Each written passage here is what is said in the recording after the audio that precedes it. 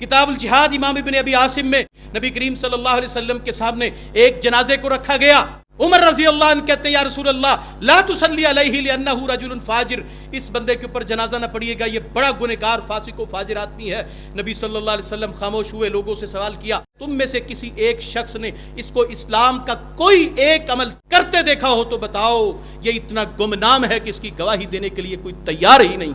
वो एक शख्स पीछे से बोला, कहता या रसूलल्लाह सल्लल्लाहु अलैहि वसल्लम, मैंने इसे एक रात एक अमल करते देखा था। ये तहज्जुद नहीं है, ये फ़राइज़ नहीं है, नवाफिल नहीं है, जिहाद नहीं है, ज़कात नहीं है, हज उम्रा नहीं है, एक अमल करते देखा। मुजाहिदीन सो रहे थे, इसने खड़े होकर रात में तलवार पकड़ के पहरा दिया। या रसूलुल्लाह एक अमल याद है। रसूलुल्लाह ने जनाजा पढ़ा के जनाजे की अदायगी के बाद फरमाया, ऐ मरने वाले, तेरे दोस्त तेरे बारे में ख्याल करते थे कि तू जहन्नमी है, मैं मोहम्मद गवाही देता हूँ सल्लल्लाहु अलैहि वसल्लम, अल्लाह ने तुझे अहले जन्नत में से शामिल कर दिया।